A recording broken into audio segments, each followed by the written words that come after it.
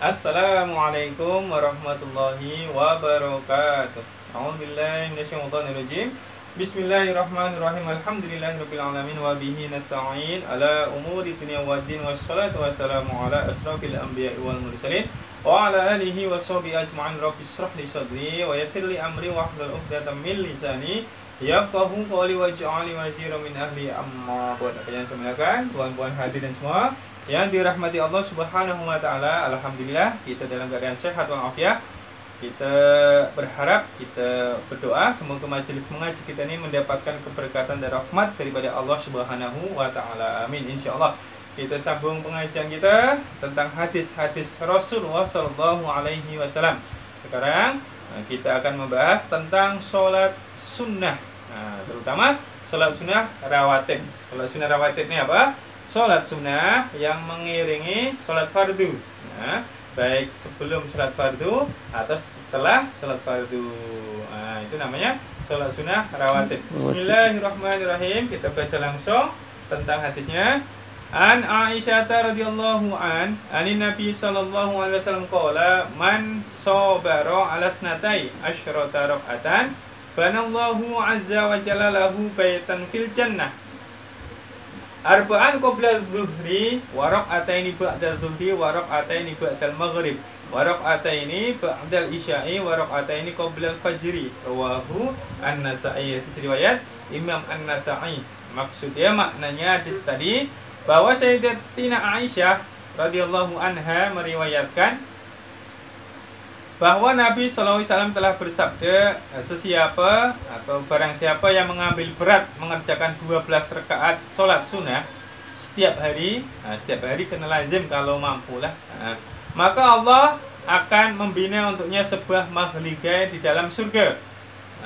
Jadi 12 rakaat sholat sunnah yang mengiringi sholat, kalau boleh kita buat setiap hari, maka Allah akan membangunkan mahligai atau istana di dalam surga. Istana. Apakah sholat 12 rakaat ini atau disebut sholat rawatib? Yaitu 4 rakaat sebelum sholat fardu zuhur. Jadi namanya qobliyah zuhur 4 rakaat. Pertama 4 rakaat jumlahnya 12.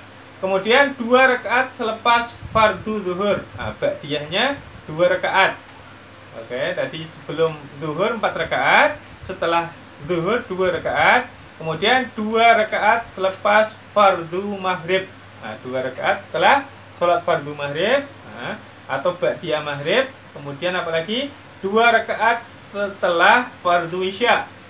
Setelah isya 2 rakaat lagi, namanya ba'diyah isya, dan 2 rakaat sebelum fardu subuh. Sebelum sholat fardu subuh ada 2 rakaat lagi, namanya sholat sunnah qobliyah subuh atau sholat sunnah fajar.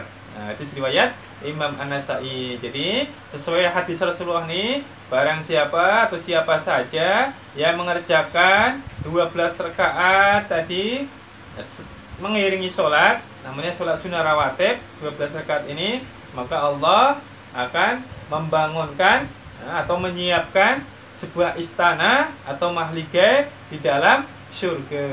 Itu mulianya sholat sunnah rawatib. Hadiahnya luar biasa, maka berat sedikit lah. Kerjaannya berat sedikit. Apalagi kalau zuhur, kadang orang sibuk kerja, berat nak mengerjakan. Atau subuh, kadang orang kelajak tidur. Kalau kita mampu buat sebelum subuh 2 rakaat, semuanya jumlahnya 12 rakaat yang setelah kita sebutkan tadi. Sebelum sholat zuhur 4 rakaat, lepas itu 2 rakaat setelah sholat zuhur, jumlahnya 6. Kemudian 2 rakaat setelah sholat maghrib, ba'diyah maghrib 2 rakaat, dan 8. Kemudian 2 rakaat lagi setelah sholat isya, ada 10. Kemudian tambah lagi 2 rakaat sebelum sholat fardu subuh. Kita buat 12 rakaat tersebut. Kalau boleh istiqomah setiap hari, maka insya Allah Allah akan dirikan istana untuk kita, disiapkan istana untuk kita di dalam surga, insya Allah. Oke, sambung lagi. Kita teruskan hadis lagi. Bismillahirrahmanirrahim. An Aisyah radhiyallahu anha, dari Aisyah lagi, anna Nabiya sallallahu alaihi wasallam lam yakun ala syai'in minan nawafil asyadda mu'ahadatan minhu ala rak'ataini qabla subuh. Rawahu Muslim. Hadis riwayat Imam Muslim. Artinya, maknanya Sayyidatina Aisyah radhiyallahu anha meriwayatkan bahwa sesungguhnya tidak ada sholat sunnah yang Nabi Shallallahu Alaihi Wasallam begitu mengambil berat. Namanya sholat sunnah satu ini Nabi sangat ambil berat. Nabi sangat mementingkan sholat sunnah ini untuk menunaikannya lebih daripada 2 rakaat sebelum fardu subuh. Jadi tak ada sholat sunnah yang diutamakan oleh Rasulullah selain sholat sunnah qabliyah subuh. Namanya ada tertentu yang khusus yang Nabi sangat muliakan, yang Nabi sangat suka, tak pernah meninggalkan dibanding sholat sunnah yang lainnya, melainkan sholat sunnah qabliyah subuh. Intinya Rasulullah sangat ambil berat, sangat mementingkan sholat sunnah qabliyah subuh atau sholat sunnah fajar. Kalau kita mampu, kita buat sama-sama. Oke, terus kita tambah satu lagi terakhir. Bismillahirrahmanirrahim. An Aisyah radhiyallahu anha an Nabi sallallahu alaihi wasallam annahu qala fi sya'ni rak'ataini ingdatul fajri lahuma ahabbu ilayya minad dunya jami'an. Rawahu Muslim. Hadis riwayat Imam Muslim.